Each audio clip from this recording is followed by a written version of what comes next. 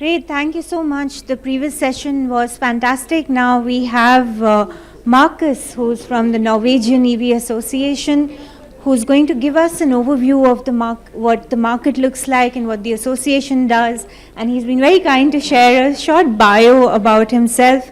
But I'll just cover two quick points about the Norwegian market. Norway is leading the way for a transition to zero emission in transport with the highest EV adoption, and I believe they're going to reach 100% by this year in terms of EV car sales. Markus is crossing his fingers.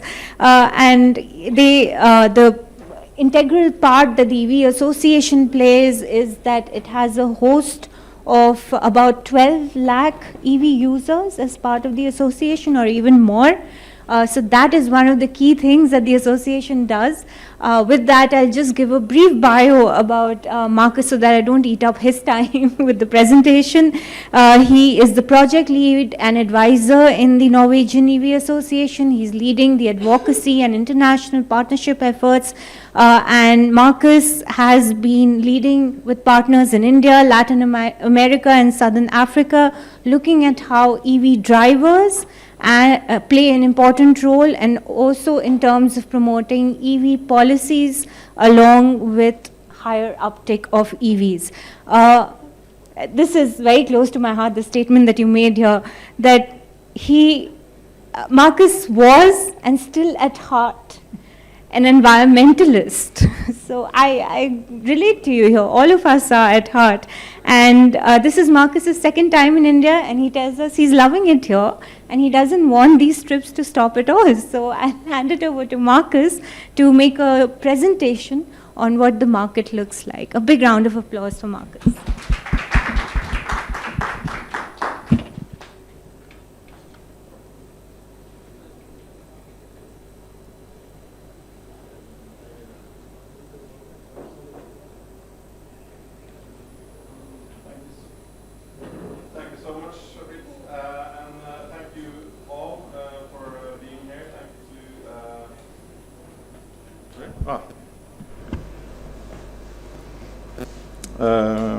Thank you to the hosts, and also I saw that the Norwegian embassy is also represented there today, so I'm very happy to see you in the room as well. There's also a lot of Indian EV drivers here. I think they're still outside drinking coffee, like EV drivers usually do, so hopefully they will be joining us for this session. My name is Markus, and together with my great colleague Thomas, also in the room, we are so happy to share the experience and learn about all the exciting movement towards zero-emission transportation happen in India now. The potential effects of a global transition to electric transportation is almost beyond imagination. Coming to India, seeing all the initiative and projects, and realizing the scale of what's achievable in such a great country makes me both incredibly enthusiastic and very humble. Norway is a small country. Let's just begin with concluding that India is bigger. Actually, if we move the entire population of Norway here, it seems like we would have to do it 6 times to match the population in the urban area of Delhi. Lucky for you, only me and Thomas, and the Norwegian embassy is here now, so we don't crowd the place too much. So where are we now in Norway, and how did we get there? That's the question I was asked to present today. So far this year, we are at 86% electric market share.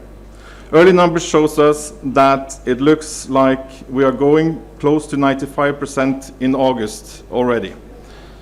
So that's exciting, because according to our government, we're not going to sell any more fossil-driven cars after December. In 2016, the Parliament decided to set the phase-out target for 2025. All sales on new personal and light commercial vehicles should be fully battery electric when the new year approaches. With this target as a foundation, we saw a strong commitment to new regulations, policies, and initiatives from Norwegian politicians, both at the national levels and at the local level. And it's also been a very useful benchmark for us as an organization when we're giving our prognosis of whether we are online to reaching 100% by 2025 or not. We have concluded that we will not reach the target for light commercial vehicles. As you can see on the line there, The light commercial vehicles like vans and smaller heavy-duty vehicles are only on 30% market share, electric market share at the moment. But for the personal vehicles, it's going to be a close race all the way to the finish line, and we are very optimistic. At the moment, we're at the 86%, and that's purely battery electric. It's very important for us to underline.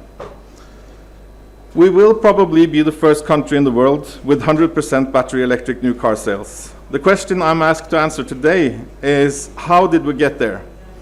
And to do that, I've been also asked to do a little detour, and we need to go further back in history than this chart allows us. We need to take a trip down memory lane and forget about EV sales charts and rather look at the pop music charts of the 1980s. I don't remember much from that decade myself, being born in the middle of it, but there were 3 other Norwegians traveling around, putting Norway on the map at that moment. And when they occasionally came home to Norway, they were the first in the country to get around in the car without any tailpipe emissions. And it was in the late 80s the Norwegian EV history got its aha moment. Even before any car manufacturers introduced EVs to the Norwegian market, these consumers on the photo here were hunting high and low for an opportunity to drive zero-emission cars. Amongst those were global pop icon Morten Harket and his companion Magne Furuholmen, 2/3 of a music group called a-ha. If you are older than 40 years old, you might have heard them singing Take On Me in their famous music video from 1985. Together with a professor and an environmental activist, Fredrik Hauge, from the Bellona Foundation, they went to Switzerland and imported an old Fiat Panda, retrofitted with a battery electric engine. With a range of at best 50 kilometers on a good day, few could have imagined the reach of this initiative now 35 years later. This group of 2 pop stars, 1 professor, 1 activist, and a Fiat, was not only among the earliest of the early movers when it came to driving EVs in Norway. They also showed what role the EV drivers can have in promoting important policy wins. As they took their EVs to the streets of Norway, first they refused to pay import tax, bringing the car into Norway. And then they didn't pay when they're passing the toll roads, as they argued that they did society a favor by not contributing to local pollution nor global emissions of greenhouse gases. And even though this stunt by itself didn't change Norwegian policies, it laid the groundworks and, as corny it might sound, much of the thinking around Norwegian EV policies. In the years to follow, environmental groups and EV drivers organized and became the Norwegian EV Association. Especially 2 key policies inspired by these actions of these guys was promoted by the EV associations and others, and after a while they were voted for in the parliament and they were implemented. Just a couple of years after they imported the retrofitted Panda, we also got a no import tax on any zero emission vehicles voted by the parliament. A very important tool for the EV development, as all new cars in the Norwegian market are imported. So there is a strong incentive for introducing EVs to the market for the importers. And after that, almost 10 years later, almost 10 years after a-ha refused to pay in the toll rings, we formally got free passing for electric vehicles in all toll roads in the country. This has especially been a good tool in and around cities of Norway, as they all have surrounding toll rings. So it's not only about the global pop icons, but they were the first of many to contribute to this sunshine story. The story is also indeed a great example of how consumers and enthusiasts came together, literally driving the change forward. And the work of these interest groups, the private sector and the politicians in both Europe and in Norway has resulted in what we now see a package of many different policies combined. A policy package addressing different issues in different ways and combining, becoming the recipe for the Norwegian success. In general, we could say that the policy package I'm talking about is a combination of supply-side policies and demand-side policies, and adding on that some investment in infrastructure.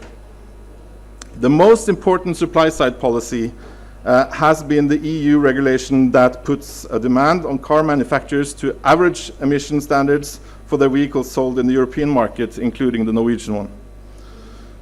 And this is very similar to the policies that have been discussing in India at the moment. The demand side policies we are talking about are incentives and concrete initiatives that affects the consumer directly, for example, through fiscal incentives or user incentives. And then you have, in addition, investment in infrastructure and especially charging. I'm coming back to that. So let's begin with Europe. So far in 2024, the market share for battery electric vehicles in the European Union is 12.5%. The EU CO2 emission standards are regulating the emissions from car manufacturers, car sales, with the end goal of being a ban on the sales of new fossil-fueled cars in 2035. This is an example of an efficient supply-side policy. And let's look at the EU CO2 emission standards. Some of you might know this one. For all I know, some of you made it. I borrowed it from ICCT, and that's what we usually do when we try to understand complicated things. In Europe, the CO2 emission standards were introduced in 2009, and the regulation were altered around 2020, when also new measuring standards were introduced, and we went from the old NEDC standard to the WLTP, which is a much more precise measuring standard. And if you look at the graph after 2020, you can see the regulation illustrated almost like a stairway down to zero emission. In the EU, a target is set for every fifth year, closer and closer to zero. In 2025, the demand is an average of 93 grams per kilometer. In 2030, it will be reduced to 49, and in 2035, the regulation says zero emissions, in average, which means all zero-emission vehicles sold. A version of this has existed since 2009, and it's been really important and predictable regulation for the car manufacturers who wants to sell cars in Europe. They knew that they had to change to electric vehicles over this time, of course. A typical supply-side policy means that the government regulates the manufacturer to either a reduction of the average emission from new cars in their sales or a gradual increase of the EV shares in their sales. The end goal should, of course, be either 0 grams per kilometer, like in Europe in 2035, or 100% EV share in the new sales market, like they're doing in California, the SEV mandate in California for 2035.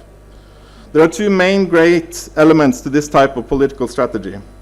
It makes a clear and predictable path towards 100% zero emission for the manufacturers, and the responsibility is put solely on the businesses, no added costs for consumers and or public finance. So the foundation for the Norwegian car market is European regulation. Therefore, the EU CO2 standards must be recognized as a foundation for the development towards 100% EVs in Norway. But still, there is a huge difference between the 12.5% market share in EU and the 86% in Norway. We are reaching 100% around 10 years before the scheduled ban on EVs in the rest of Europe. In other words, something else must be happening in Norway than just the EU regulations. And just let's be clear, it has nothing to do with Norwegians being more environmentally engaged or that we find new technology more appealing than the rest of Europe. Quite the contrary. Norwegians tend to score lower on believing climate change is human-made than the rest of Europe. So that cannot be the case. My argument is that we ended up different in Norway because we have a set of smart demand-side policies supplementing the supply-side policies. We have had high taxes on the purchase of fossil-driven cars and equally strong incentives on the purchase of battery electric vehicles. Or to say it in another way, we are taxing what we don't want and incentivizing what we want. Up until 2023, we had full exemption from the value-added tax on EVs, and we have had no purchase tax on EVs, only for fossil-fueled cars. This tax is based on CO2 emissions, which the EVs obviously don't have. These two tax incentives have leveled the playing field for EVs in the dealerships, making EVs the reasonable choice for the customer when deciding what car to buy, and also making it somewhat stupid to buy a fossil-fueled vehicle. This way, the public demand is driving up the production of EVs, which we've seen a lot of times that the Norwegian market has been kind of the test market for a lot of the manufacturers around the world, because they saw that there was a stronger and stronger demand for EVs there. In addition, the government got income from those who still chooses to buy a fossil-driven car, and that's funding that they can spend on investing in charging infrastructure or to cover the income loss from the EV tax exemptions. In addition to the tax incentives, Norwegian EV policy package also consists of several other advantages for the EV drivers after the car is purchased. One of the most important has been the free toll road passing I mentioned earlier. Until 2018, all EVs could pass toll roads and toll rings without paying the fare of other cars had to. And we know that around one of every fourth EV drivers says that they would never bought an EV if it wasn't for that specific policy. So we would be 25% worse off without only that policy. After 2018, as the EV fleet grew, the government opened up for some payment for EVs as well, obviously. But that's subject to local governmental decisions. Still, EVs are guaranteed by a national decree that they are maximally charged 70% of what other vehicles are paying in the toll rings. Other user incentives have been free or discounted parking in many cities, access to bus lanes for EVs, and discounts on car ferries, for example. These are examples of user incentives that fits very well some places and doesn't very well other places. And that's the whole point with the Norwegian EV policy package, that you find something that works there, and you find something that works there, something that works for the new car buyers, and something that works for the second-hand car buyers. One example and illustration of the whole leveling the playing field with Norwegian tax system.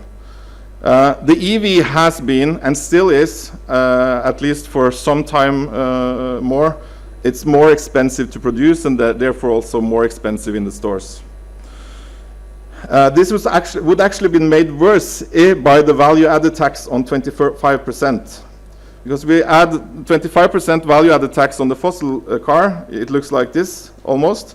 And if you add it on the EV, you can see that the value-added tax will actually become a bit bigger because of the value is already bigger in the beginning. And that's why in the first thing we did, or the Norwegian government did, was to remove the value-added tax from the EVs. But still you see that the playing field is not level. And so therefore they also add a purchase tax to make sure that you have a level playing field for the consumer when he or she comes to the store, and it's an easy choice to choose the electric vehicle. And this illustrates also the main reason why this package works. It's because they're based on one simple, important understanding. Most people are not deciding their modes of transportation because of global awareness, engagement or technological fascination or environment. They are simply choosing their car with their wallets. When we map the EV drivers through our annual survey with more than 15,000 responding EV drivers every year, it has been crystal clear from the beginning that economy and low cost is the main motivation for most EV drivers in their decision to start driving an EV. And the importance of this has only increased as we have moved from the early movers to the mainstream market. But there's one thing more to talk about. The thing that EV drivers both love and hate more than anything is charging. And my boss there, he hates that I use this photo as well, but I think it's a very good illustration of how important charging is. Most EV drivers use fast charging. And just to be clear, when we talk about fast charging now, we mean DC charging above 50 kilowatts effects. So most EV drivers use this fast charging. Actually, 92% of all EV drivers in Norway do that. But they don't use it that often. Fast charging is mostly used for longer trips And those doesn't happen very often. But that isn't to say that they're not very important, because people need to be able to do the longer trips to trust to buy an EV. So knowing that the fast charging network is important, what are the solutions? The first thing that we did in Norway was to secure an initial fast charging network on the main transportation corridors. This was a good start, and it was in the early days partly funded between the operators and public finance. The public funding stopped around 2017, and we could say that the early public spending was merely a catalyst for a commercial outbuild. Today, the market has taken over the development because fast charging has become commercially viable. In total, Norway has spent about, and I've done some translation here, but I didn't quite understand the lakh and crore system, so I've done it in billions and millions and such, but hope you follow. In total, Norway has spent about 2.8 billion Indian rupees on fast charging, public spending. Okay, and we have around 8,700 fast chargers available. The vast majority of them were built after 2017, when no public spending was done. So I did some calculations this morning. With 2.8 billion rupees in total spending, and now we have around 8,700 fast chargers, we will end up with around 320,000 rupees spent publicly per fast charger. And this number and this price will become lower for each new commercially funded fast charger built. Considering the cost of building a fast charger in Norway is approximately 8 million rupees, 320,000 rupees per fast charger is not much. So for us, we think that this has been a very good investment from the government. It's about the old story about the chicken and the egg. You know, you have to have chargers to get people to buy an EV. But for a commercial interest, you have to have EVs to be interested in building the charger. We need some help in the beginning, and then quite fast, faster than you think, this will become a commercially viable business. This image shows one of the things that we did wrong. We built too few fast chargers in the beginning. And I would say that it's almost impossible to build too many fast chargers. The demand will come, and it will come very fast. One of the things that I think that should have been done earlier is building bigger stations. Don't build just 1 or 2 chargers at one location, like we did in Norway. This strategy resulted in a situation where we as EV drivers could end up spending more time in charging queues than actually driving when we're going on longer trips. I myself, having 2 beautiful but quite demanding kids in the back seat, was almost losing faith in EVs many times when this problem peaked a couple of years ago. And here are some other friends actually making lunch on their car with probably more than 2 hours wait before even they can start charging when they're on their travel that summer in 2020. This might be even worse when we consider what people in the gasoline car there, or the petrol car there, are thinking when they're passing this queue, looking at all us losers waiting to fill up the tank. But together with our members, the Norwegian EV Association raised the awareness about this, and the charge operators are now starting to impress us. This is what's happening now. All gas stations are removing their petrol and diesel pumps and replacing them with fast chargers. New stations like this one are now labeled as energy stations, and they're building chargers as their main product. And look at this. When you enter the station down there in the left, the first thing you come to is the fast chargers. If you tend to come with a petrol car, you have to go all the way to the back of the building. Also, one important thing. It might seem like a small thing, but the chargers are on the roof. When the temperature is around 15 minus degrees and the snow is going down, or the rain, because we also have a lot of rain in Norway, it is extremely important to have the opportunity to charge under the roof. And it makes so big difference for in the everyday life. And you can see also that they have put solar panels on the roofs, and the white construction in the left in the building there is a power storage system, a battery, that helps out with the effect on peak hours when there's a lot of people charging and the grid is challenged. Still, EV drivers want to charge when the car is parked anyways. That's the best thing about EVs. It's like a totally new world for a person changing from a fossil-driven car to an EV. You can fill up the car when you're not using it, and it will be full when you're starting to using it. This is not a challenge for people living in houses with their own parking spots or garages, but in urban and densely populated areas it can be.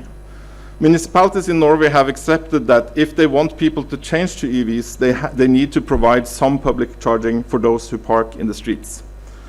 This can be expensive infrastructure to install, so here it's nice to investigate different ways of building this infrastructure. In addition to curbside charging points, some municipalities have looked into public-private partnerships and cost-effective solutions, like offering to construct and operate charge points in shopping malls, in the garages of shopping malls with the proximity to where people are living. So people who are living closely can use the garage when it's closed during night hours and charge there. And then the shopping mall can get customers with EVs to charge when the shopping mall is open. For people living in apartment buildings with parking spaces constructed for those buildings, the government has developed especially two sets of important legislations. And I understand from the conversation yesterday that this is one of the most important discussions at the moment in India. We have gotten two legislations. One of them is the right to charge, saying that the board of a housing association cannot deny an EV driver to install a charger at his or her parking spot unless they have a very, very rational reason to do so. And in the law, a very, very rational reason is defined as like it's impossible to have a charger in this parking spot. So I would say there's no good reason for saying no. The other set of legislation is that all new buildings being built with parking spaces need to make the parking space charge ready. That doesn't mean that they have chargers already in place, but it needs to be, all the infrastructure needs to be in place so that the user can put up a charging box right away when they start to need that. We also have seen the importance of the charging opportunities where cars are parked when traveling. Travelers love to be able to charge overnight at the hotel rather than stop at the fast charger on the way, risking congestion. A good slow AC charging offer from the hotel will make it cheaper and more convenient for the driver. It will make it better for the battery health and potentially also much more lucrative for the hotel owner. These destination charge points also remove some of the pressure on the fast charging network, and they tend to replace 1 or 2 fast charging sessions of a long distance EV traveler. And not least, this is also good news for those of you who are concerned with grid capacity. Popular travel destinations does not necessarily have high grid capacity, making the travelers charge at a lower effect during night when capacity is less challenged, rather than making them charge with high effect on fast charging during daytime, is a great solution where peak hours are difficult. Something else can be difficult. It's the charging experience itself, because charging is not only about how many chargers we have. Even though most EV drivers in Norway find charging, the act of charging quite easy, the customer relations and the payment solutions can be very challenging. More than 4 out of 5 of our EV drivers find the numbers of charging operators and apps complicated. I'm not sure if that's the problem in India, but at least at one point in Norway we had to have around 15 apps to be able to drive an EV, or at least to charge it. And we also know that 9 out of 10 of our EV drivers want card payment as a possible solution to pay, because now you have to use an app or a RFID tag, etc., and you have to use an app for that specific company to do it. I remember one of our members said once, "I can use my card to access the public toilet in the city park, but I cannot use it to pay the power of my car." His way of saying it was a bit too vulgar for me to repeat here on stage, but you get the point. Everything can be paid with a card except charging. But also, as I said earlier, identifying challenges and finding solutions together with the EV drivers, it's working. We did fight the fight and we won. We started to talk about fast charging as critical infrastructure for society. You cannot leave such critical resources in the hands or in the apps of a company. Commonly accepted payment methods needs to be available. And we showed the numbers. 8 out of 9 EV drivers want the opportunity to pay with card. The parliament decided when the charge operators did not listen, the parliament decided last summer that a card payment solution is now mandatory on fast charging stations put up in Norway. This is now installed on all new stations and will be retrofitted within 2026 on all the old ones. My advice to you, just do this before you have thousands of fast chargers that needs retrofitting. It's way cheaper than doing it this way we did in Norway. And also because, especially when the mainstream are starting to buy EVs, they don't accept this problem anymore. I think a lot of us early movers are kind of almost intrigued by finding out how to do this. But just let me say that the rest of the society who was going to drive EVs after a while, they do not care anything about this. They just want a car and they want it to work. In Norway now we have the situation, we have a member phone service that members can call in if they have challenges. And not long ago we had a person calling during the evening and saying, hey, I bought a new car today and I'm very happy about that. And we said, yeah, that's great. So why are you calling? Just to say that? So, yeah, no, it's been great. I've been driving the whole day, and now I'm at 10%, and I'm just curious, what should I do about charging?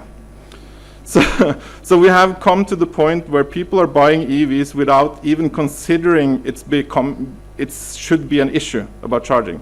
They've seen the neighbor driving an EV, their grandma driving an EV, their sister driving an EV, their uncle driving an EV, and these things just needs to work, like everything else. So we're approaching 2025. We're not completely sure we will make it all the way to 100%, but we are optimistic, and we are sure that those who decides to buy a new car with tailpipes in Norway from now, and especially in 2025, they are the odd ones. The good news, it looks like the rest of the world is coming up to speed as well. Here exemplified with the European Union and the Californian market. Because of their well-designed supply-side policies, we know that they will reach 100% in 2035. But I would say having good supply-side policies, it's great, and it's also important to add with specific demand-side policies and investments in charging to make sure that this is going to be a smooth transition.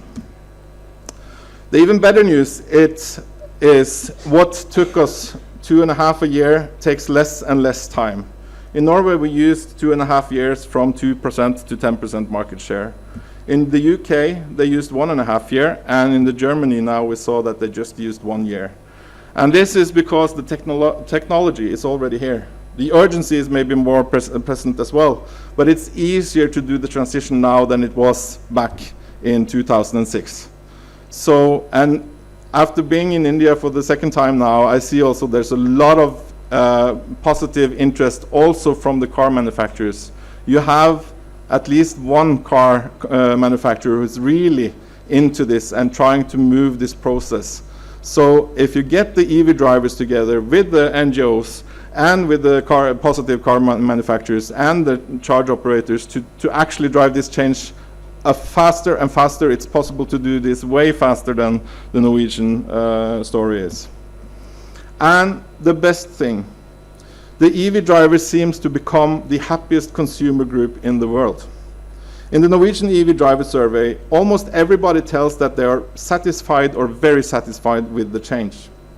So we have actually managed to create a policy that changes people's behavior in a very central part of their everyday logistics to take part in the green transition, even if they couldn't care less about the environment and still be satisfied. I challenge all of you to find an example of any other policy that also does that. And before I end, I have one last request to those of you who are EV drivers. Together with our global network called the Global EV Alliance, we are conducting a global EV driver survey. We would love if Indian EV drivers took part in this. So if you are an EV driver or know an EV driver, please pick up your phone and scan the QR code to access the survey. And hopefully we'll get the world to talk so that we as EV enthusiasts all over the world can understand better how to turn the world electric. Thank you so much for your time.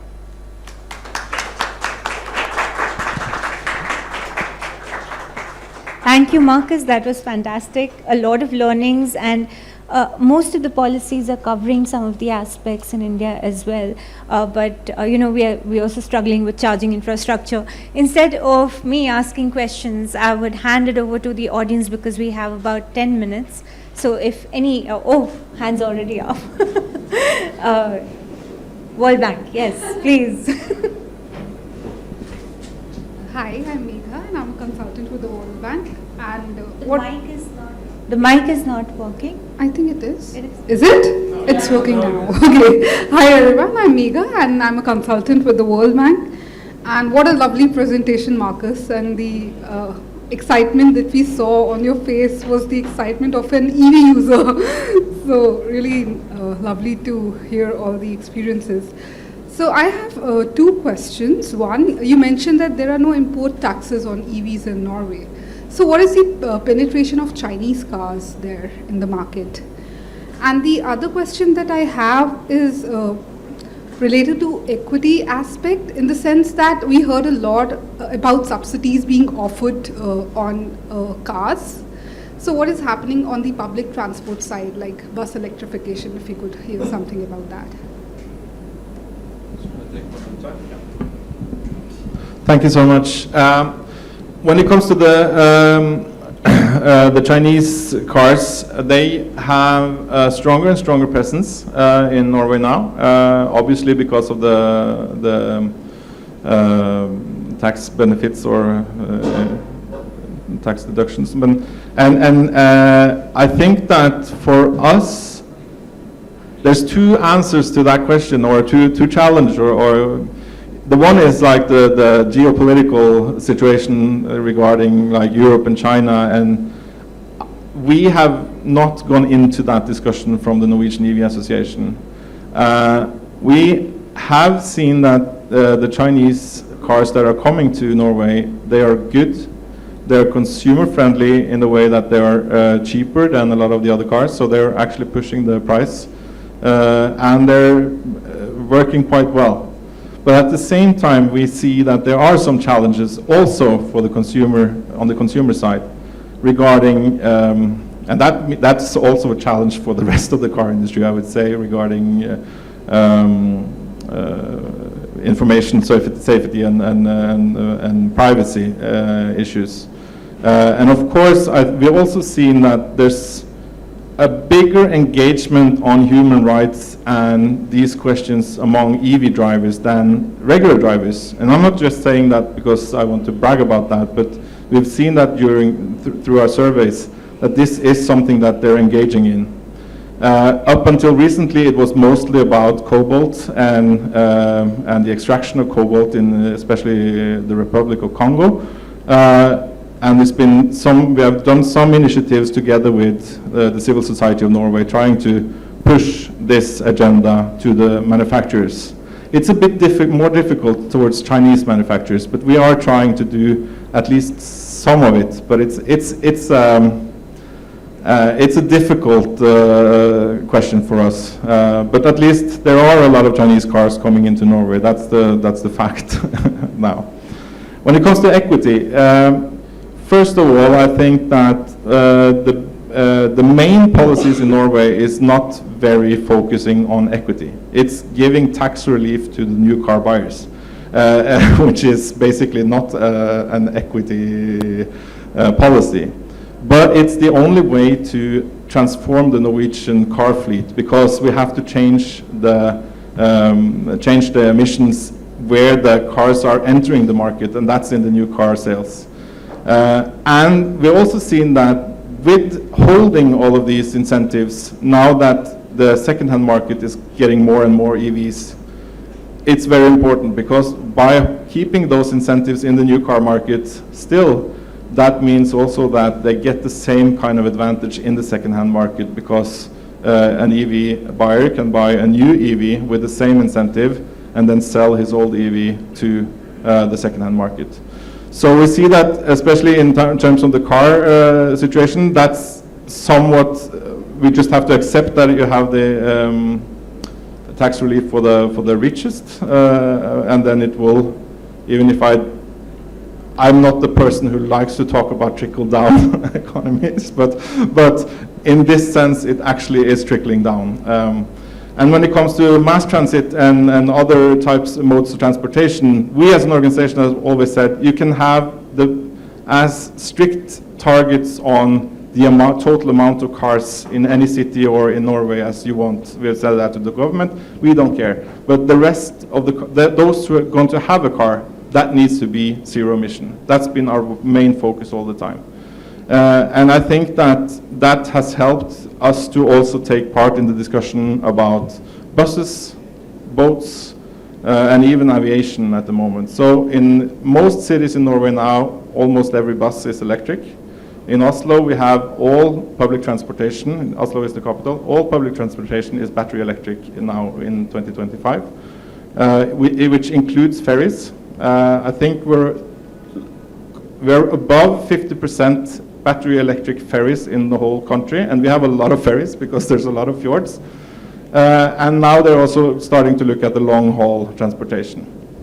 And of course, we are trying to also focus on e-biking and everything as modes of transportation, but our point is that people will still need cars, and they need to be battery electric. If not, we're not going to reach any climate goals. Thank you so much, Markus. Yes, please.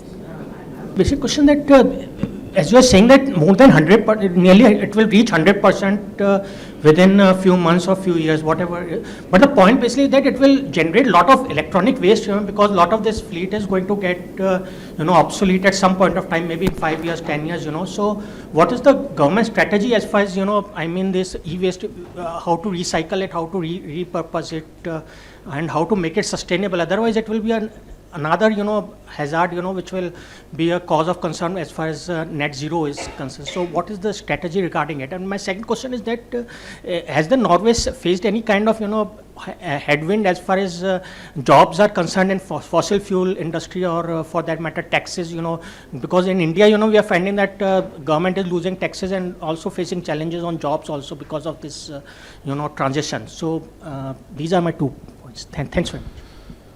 Regarding electronic waste, first of all, we don't have a lot of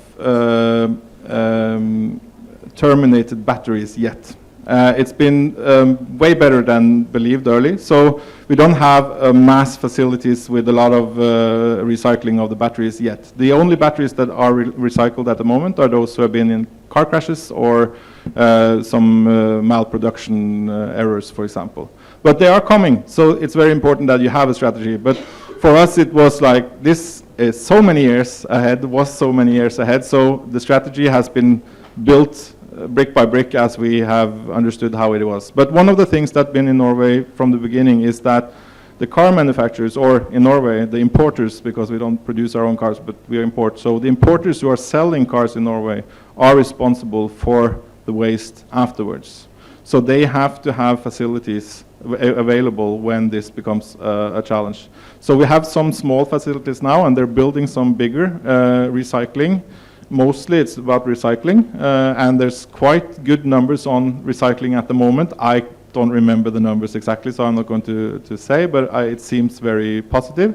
And we also have some initiatives about reuse of car batteries, because you have a lot of rest value for the car batteries after they don't work in the car. So, for example, we have a football stadium which is powered with solar panels and a lot of old Nissan Leaf batteries amongst other batteries to ensure electricity for that football stadium. So there are some initiatives like that.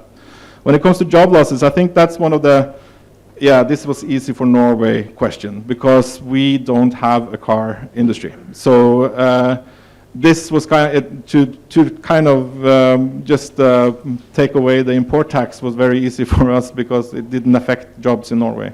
Actually, this electric adventure has created a lot more jobs than we have lost in Norway. So with battery production coming up and with some of these recycling plants coming up, and not least all the different startups and companies doing charging, both home charging and fast charging.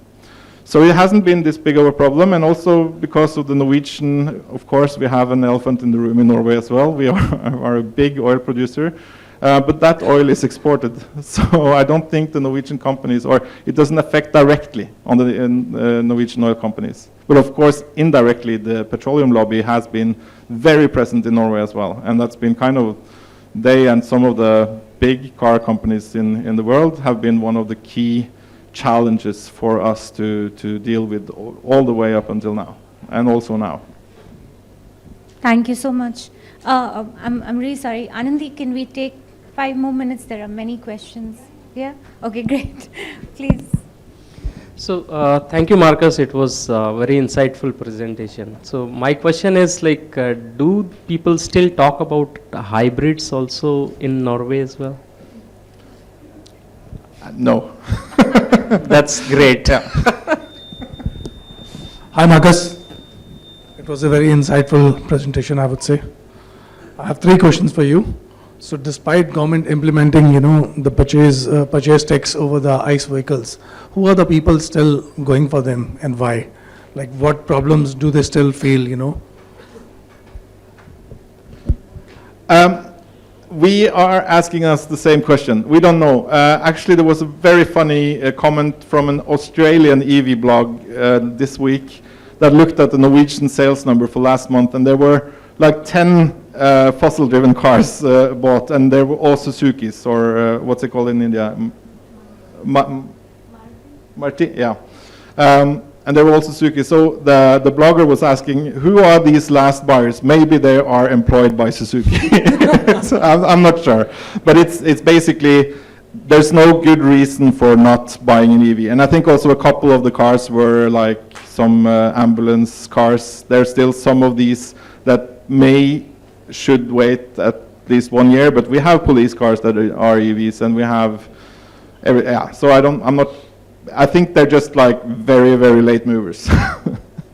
Okay, so second one is, do people actually consider LFP or NMC as a battery chemistry, before making a purchase?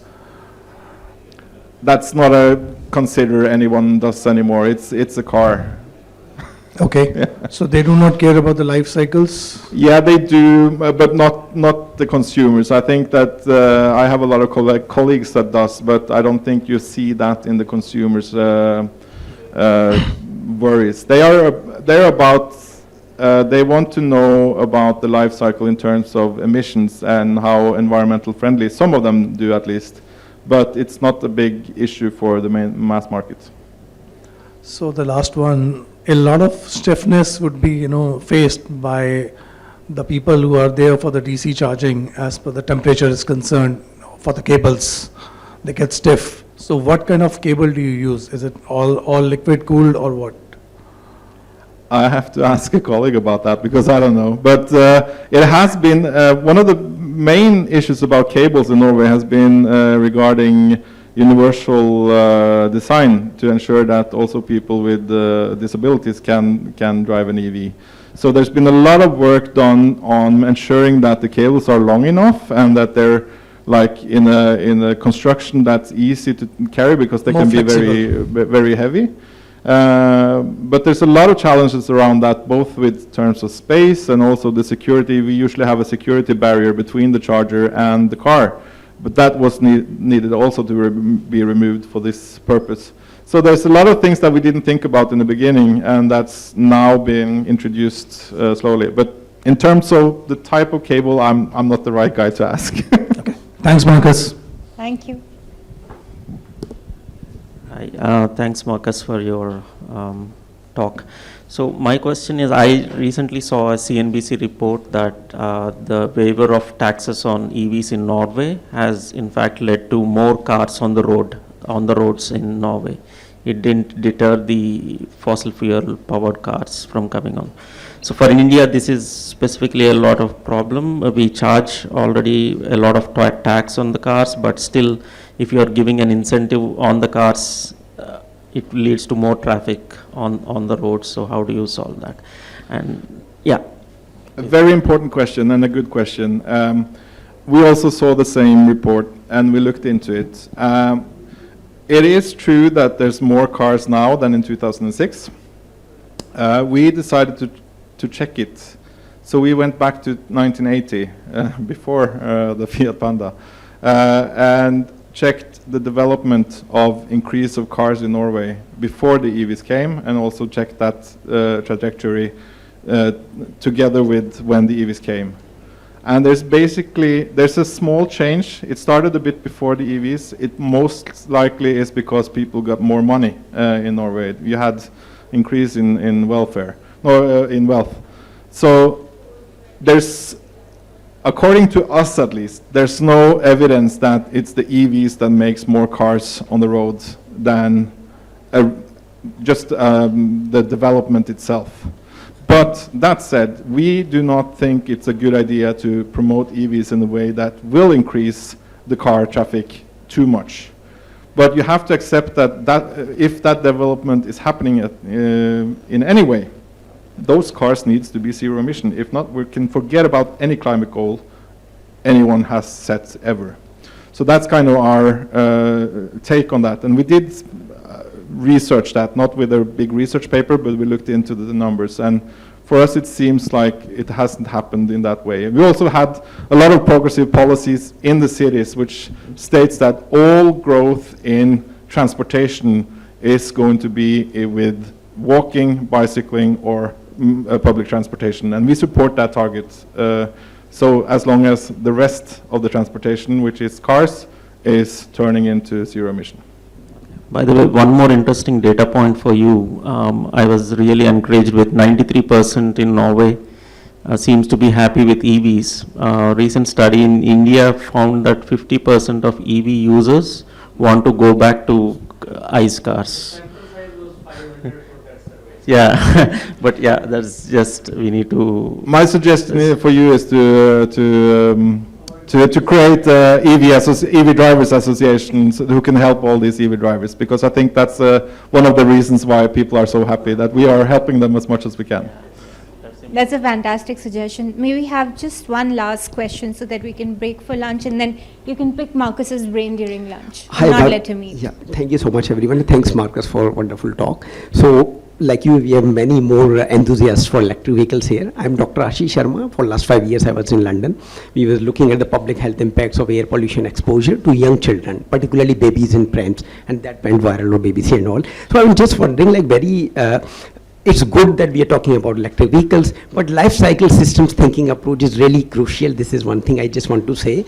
But shifting and transition to electric vehicles may not necessarily be the full stop and solution to the problem. We need to really understand what is the percentage share of electricity generation by renewables in India. We understand that Norway and all these Scandinavian countries are very ahead of the game. Electricity generation is through renewables, but shifting only to electric vehicles, and if we say use phase of emissions is zero, we have cleaner car, will not be enough unless we have electricity generation from renewables and all. And the second important aspect with one of our participants raised is about safe disposal of these electric batteries. So the batteries have a lot of carcinogenic materials. So actually in India, are we really ahead of the game when it comes to startups who are into this business of recycling of batteries? And are there any global regulatory framework for the safe recycling and safe disposal of this electronic waste generated through all these electric batteries? This is going to be a very serious problem, and we in India actually we realize things when we lose control of the problem. This is a very serious problem in India we have. So we have to be ahead of the game, otherwise we end up outsourcing this to Chinese companies. The other thing is there any regulatory framework about the mining of rare earth minerals? Like, is there any regulatory framework? Because, otherwise we will again end up getting importing of all these batteries and all. Yeah, I think so. The public health impact assessment is also very important and crucial to understand from the life cycle thinking approach. That's it. Thank you. Okay, I'll try. When it concerning the grid mix, I think I just want to lead everyone into any website from ICCT who has done a lot of research on this, and it's amazing, and it's about life cycle emissions, and they've looked at different markets. And of course, with a highly renewable market or a highly renewable grid mix, it's the effect is enormous. But I think also, as I remember, the research done by ICCT is stating that it's even a big effect when it's done in a country with all coal electricity in the mix. It just takes a bit longer until you reach that point where you are more environmental than the fossil car. Because the fossil, the reason, if that's something that's not everybody knows, is that there's the production of EVs, and especially batteries, are more environmentally or dangerous, or what you can say, than the production of a fossil fuel car. That's also because it's a newer way of doing it. You don't have the same experience in. So this development is also going quite fast. But yeah, so I would say that even with a grid that's almost only coal or any other fossil fuel, it's still a good idea to transform to EVs. But it's extremely important to use that opportunity to also try to change that electricity resources that you have. And EVs now have the opportunity with grids, like vehicle-to-grid solutions that can be very helpful in either an off-grid solution with only solar panels or anything. So there's a lot of opportunities there. When it comes to, let me just think, mining regulation wasn't one of the things you talked about. I think that there are some efforts now, especially in the European Union, where they're trying to do something on batteries. You have an initiative called battery passports that are supposed to look into where this is produced, and you can go all the way back to the mine. This is a huge question. I would say there's something that we, as a small Norwegian national association, we're trying to support any initiative that comes on this. I don't think we have the power to change everything, but we're trying to focus as much as possible when we're talking with battery production, and when we're talking in the EU, and when we're talking with the Norwegian government on these issues. And I appreciate also that this is a big question in India. I know that there's a lot of history globally, for example, shipwrecking on the beaches here, and I know that this is something that really should be more focused on. So I would be happy to work with the partners around the world on these issues. But I think that we need to push the car manufacturers and the battery manufacturers on this question. Yeah. I just need one quick comment from you about the behavioral shift to the active mode of transport. You know, in India, it is quite common that people go to the gyms with SUVs and then they run on the treadmills. So, because, you know, Scandinavian countries are, you know, excelling when it comes to cycling and active mode of transport, why don't we really, you know, rather than motivating people for, you know, electric sort of cars or whatever, but we have to really integrate this behavioral shift of walking, cycling, and even for 2 kilometers, you know, people won't walk here. I mean, this is very difficult. Yeah, that's why I think this is also one of the narrative we need to bring in, that to create sustainable sort of infrastructure for cycling and walking. Fair point. Great, thank you so much. I'm sorry to the gentleman. Can you take this to the lounge, please? I'm really sorry about doing this, because we need to set up again, and we don't want to keep everyone hungry either.